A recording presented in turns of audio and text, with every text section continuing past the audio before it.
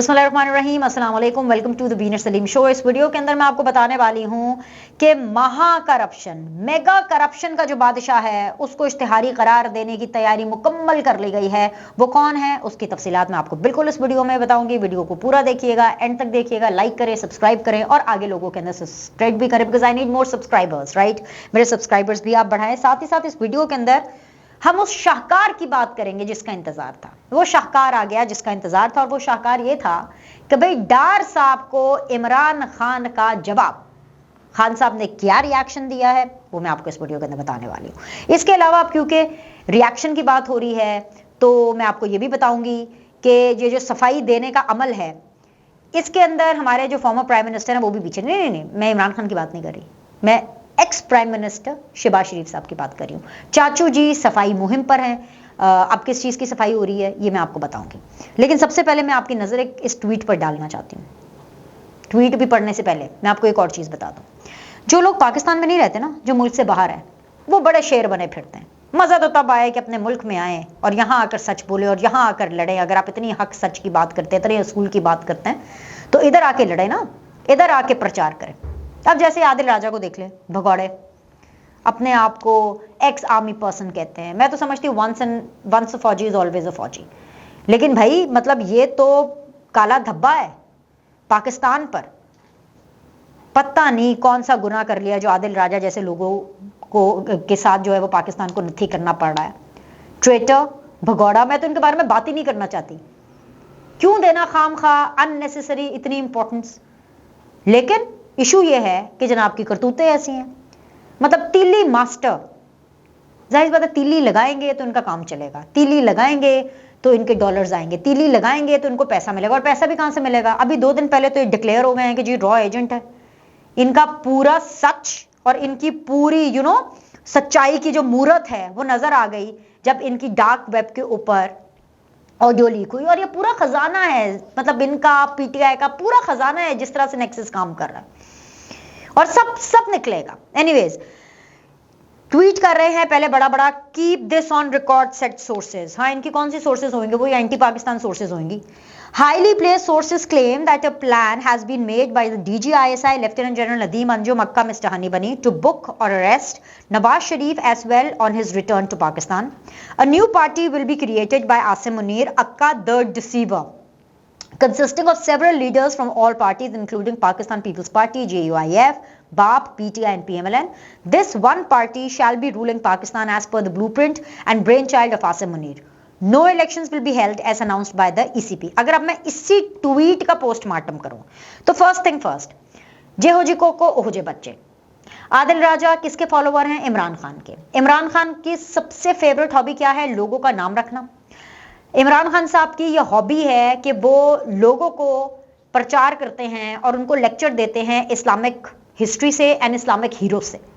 तो मैं उनको ये ज़रूर बता दूं कि जब वो ऐसी बातें करते हैं तो जो मुझे बताया गया, जो मुझे पढ़ाया गया है कि सबसे ज़्यादा जिस चीज़ को नापसंद किया जाता है वो है किसी का नाम रखना, नेम कॉलिंग, गंदे गंदे बुरे बुरे नामों से उनको पुकारना। और इमरान खान साहब इस चीज़ के माहिर हैं। वही मैंने कहा ना, जेहो जी को हो जे बच्चे। अब जो इमरान खान करते हैं वही इन्होंने भी करना है। अब आदिल राजा साहब के बकौल मिस्टर हनी बनी ये जनरल नदीम अंजुम साहब को कह रहे हैं और द डिसीवर कह रहे हैं यासिम मुनीर साहब को, इसलिए क्योंकि इनको, आदिल राजा को, पीटीआई को, इनकी तरह के लोगों को, या वो इदारों में लोग या वो एस्टैब्लिशमेंट के लोग जो कि इनकी तरफ हैं, पीटीआई की तरफ हैं, उनको ये लगता है कि जनरल आसिम मुनीर डिसीवर है तो उनका नाम डिसीवर रख दिया। जरूरी नहीं है भाई, उनका एक नाम है, आप उनको उनके नाम से पुकारें, सीधी सी बात है, पीरियड, एंड ऑफ स्टोरी। आगे जी लिख रहे हैं जी Nawaz Sharif as well arrest करना है as well on his return to Pakistan. Arrest हो गए, कौन सी बड़ी बात हो गई? ये आपको सोर्सेज ने कौन सी बड़ी चीज बता दी?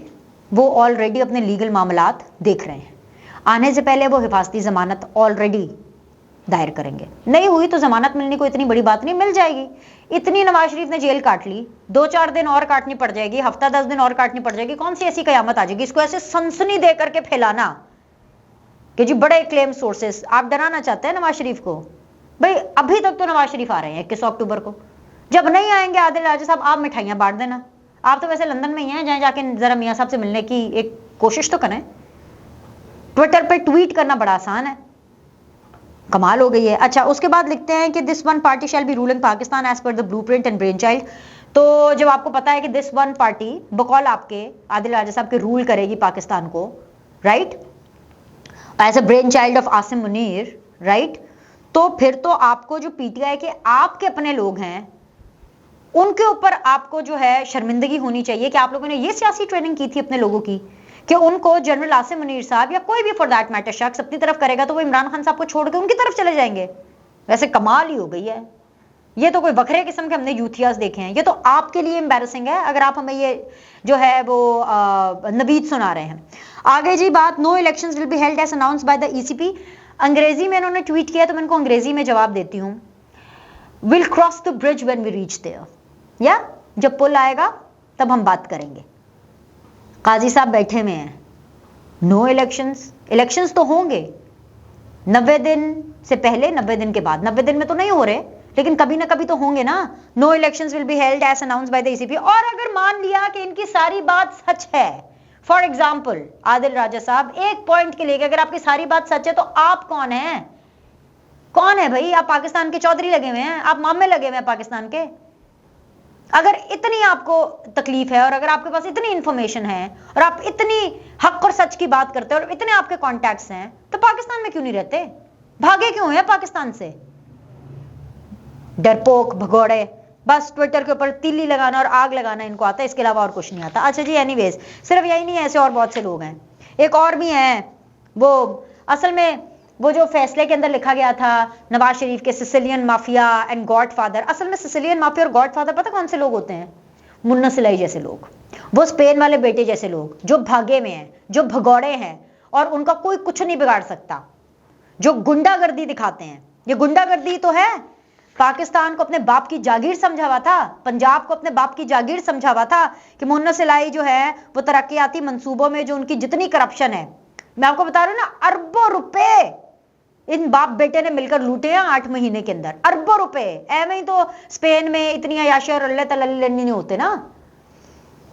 अब जी उनको इश्तिहारी करार देने की तैयारियां मुकम्मल हो चुकी हैं। अब मुन्ना सिलाई होंगे इश्तिहारी, लेकिन अगर जरा सी भी शर्म हो ना, जरा सी भी अगर बेइज्जती महसूस हो तो उनको पता चलेगा कि कितनी बुरी बात होती है। एटलीस्ट जब नून लीग के लोग इश्तिहारी डिक्लेयर होते थे तब तो हमें कहते थे कि देखो वो इश्तिहारी है, कितना बुरा है। अब इनके लिए ये हलाल इश्तिहारी हो गए।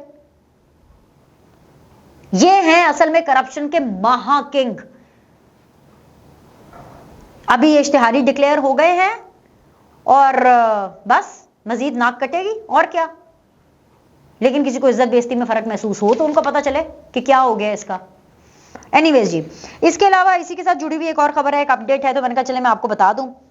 इलेक्शन कमीशन से नाअहली का जो फैसला है उसको चैलेंज किया है इस्लामाबाद हाई कोर्ट के अंदर। किसने चैलेंज किया है? इमरान खान साहब के वकीलों ने चैलेंज किया और दरखास्त दी है कि भाई तोशा खाना में जो मरकजी अपील है उसमें तरमीम की जाए और स्टेट को फरीक बनाया जाए। और उन्होंने ये भी कहा है कि जी ऑर्डर मुअत्तल नहीं हुआ था, सिर्फ सजा को मुअत्तल किया गया, यानी कि इलेक्शन कमीशन की से जो डिस्क्वालिफिकेशन हुई है उसको अभी मुअत्तल नहीं किया गया, सिर्फ सजा मुअत्तल हुई है। तो लतीफ़ खोसा साहब जो है वो अब इस एजेंडे के ऊपर चढ़ दौड़े हैं। वो ये देखें चलें ठीक है, ये इनका लीगल राइट है, जितनी इन्होंने लीगल इसके लिए फाइट करनी है वो कर लें। अब क्योंकि इमरान खान साहब की बात हो रही है तो डार साहब क्योंकि 2-3 दिनों से हॉट केक बने हुए हैं अपने इंटरव्यू की वजह से और अपने सरकारी गवाह बनने की पेशकश की वजह से और अदालत में इमरान खान साहब के अगेंस्ट गवाही देने की पेशकश की वजह से, और अब क्योंकि वो बहुत ज़्यादा मुहिब्बे वतन हो गए हैं आफ्टर दिस इंटरव्यू, सो लिहाजा डार साहब के लिए इमरान खान साहब का पैगाम है। इमरान खान साहब की लीगल टीम ने इमरान खान साहब को बताया कि वो भाई यार उस्मान डार साहब ने कम कर देता है। उस्मान डार साहब कहते हैं मैं गवाही दूंगा। इसके जवाब में इमरान खान साहब ने उस्मान डार को कहा है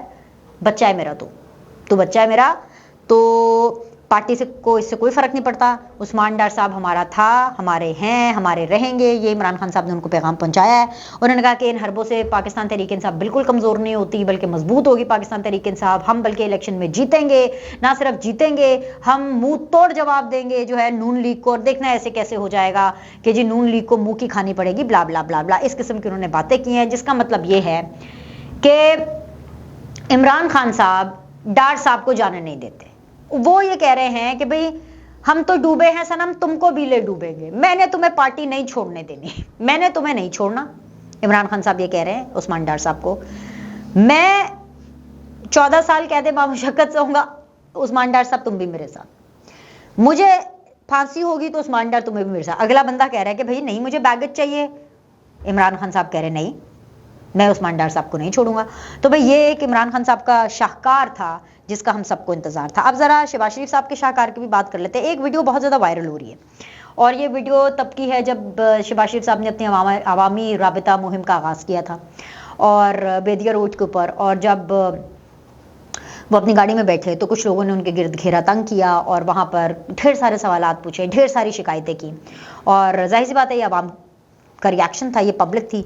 और यही वो रिएक्शन है जो हम नून लीग वालों को बताते हैं और उनको फिर हमारी बातें पसंद नहीं आती, वो हमसे नाराज हो जाते हैं, हमारी वीडियोस को व्यूज़ कम देते हैं। लेकिन इसका मतलब थोड़ी है कि हम आपको सच नहीं बताएंगे। यही वो चीज़ें हैं, क्योंकि शहबाज शरीफ साहब ने, उनका जो क्रेडिट था कि भाई शहबाज शरीफ जब वजीर आजम बनेगा तो वो तो पता नहीं पंजाब की तरह जिस तरह से सीएम बने थे वो तरक्की की राह पर गामजन हो जाएगा, मुल्क कमाल हो जाएगा।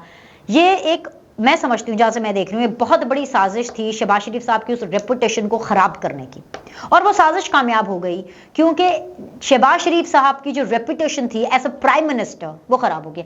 मैं जहां से देख रही हूँ, मुझे सबसे ज्यादा bad performer as a prime minister in the history of Pakistan मुझे शहबाज शरीफ साहब नजर आते हैं। और ये बैगेज उनके साथ रहेगा, ये बैगेज पूरी पार्टी के साथ रहेगा। और यही वो बातें जो हम करते थे कि भाई आवाम के लिए क्या किया आवाम के लिए, और हमें आगे ये मंजन बेच देते हैं कि जी हमने रियासत बचाई से अपनी जो है सियासत गवा करके। चले ये तो आपने मान लिया ना कि आपकी सियासत गड़ चुकी है, मर चुकी है, लेकिन रियासत भी आपसे बची नहीं है। रियासत भी क्या बची है? फौज को खुश कर लिया तो आपने रियासत बचा ली। क्या फौज के अंदर तनख्वाहदार लोग नहीं रहते? क्या फौज के अंदर जितने भी फौजी हैं उनके बिल नहीं आते? क्या उनको फर्क नहीं पड़ता? भाई उनको भी फर्क पड़ता है। हर फौजी की तनख्वाह इतनी ज्यादा थोड़ी होती है जितनी हाई लेवल के फौजी ऑफिसर्स की होती है, ऐसे थोड़ी ना होता है, वो भी तनख्वाहदार लोग हैं भाई। खैर जी, अब शहबाज शरीफ साहब ने देखा कि भाई ये तो सारा हो गया। मुन्ना सिलाही ने शहबाज शरीफ साहब की वीडियो ट्वीट करके उनको बड़ा ट्रोल किया कि भाई पिछले 16 महीने में आपने क्या जो कारकर्दगी की है ये तो आपके साथ होगा, ये तो आपके साथ होगा। मुन्ना सिलाही साहब बड़ी लुडियां डाल रहे हैं और यहाँ पर शहबाज शरीफ साहब सफाइयाँ दे रहे हैं। शहबाज शरीफ की जो टीम है वो भी हर जगह पे ये ट्वीट स्प्रेड कर रही है और शहबाज शरीफ साहब ने के अकाउंट से ट्वीट हुआ है। वो उन्होंने एक वीडियो लगाई है, कुछ उसमें बुजुर्ग मौलवी हजरात कोई चाय शाय पी रहे हैं और साथ में शहबाज शरीफ साहब ने लिखा है कि कल मैंने अपने कौमी असम्बली के हल्के से अवामी राब्ता मुहिम का आगाज़ किया। इस कैंपेन का मकसद सिर्फ अपना एजेंडा आवाम के सामने रखना ही नहीं बल्कि उनकी बातें और तजावीज़ सुनकर उनसे सीखना और मसाइल का हल तलाश करना भी है। कल मेरे हल्के से कुछ लोगों ने मेरी गाड़ी रोककर अपने मसाइल बयान किए। आज मैंने उनके नुमाइंदों को मुदू किया, उनके इलाके के मसले को सुना और इसके हल की यकीन दहानी करवाई। मेरे नज़दीक सियासत एक इबादत है और ये इबादत खल्के खुदा की खिदमत करके ही की जा सकती है। मुझे तो समझ नहीं आती है कि ट्वीट किसने लिखी है, कि बिकॉज अगर शहबाज शरीफ साहब ने लिखी है तो शहबाज शरीफ साहब इज़ नो मोर द खादम आला, उनसे ये टाइटल ले लेना चाहिए, नंबर 1। नंबर 2, शहबाज शरीफ साहब के लिए सियासत बिल्कुल एक खिदमत नहीं है, क्योंकि जिस तरीके से उन्होंने वजारत उज़्मा पे रूल किया है और जिस तरीके से उन्होंने सिर्फ और सिर्फ आवाम को माइनस करके फौज को खुश करने की कोशिश की है, जिस तरीके से उन्होंने अपनी बाकी पॉलिटिकल पार्टीज को माइनस करके सिर्फ और सिर्फ अपनी लाइन सेट करने की कोशिश की है, अपनी सेल्फ रिस्पेक्ट को मजरू करके, आई डोंट थिंक सो कि खिदमत में इस किस्म का कोई सीन होता है। ये पीआर में होता है। मेरे ख्याल से लफ्ज़ गलत लिख गए, बात तो सच है, आपको पसंद हो या ना पसंद हो, बात तो सच है। पीआर में ऐसा होता है, खिदमत वाला कोई सीन नहीं है। तो आप सियासत को खिदमत कह करके, अपनी सियासत को खिदमत कह करके बदनाम ना करें। बहुत बहुत शुक्रिया आपका। लाइक करें, सब्सक्राइब करें। आपसे अगली वीडियो में मिलते हैं।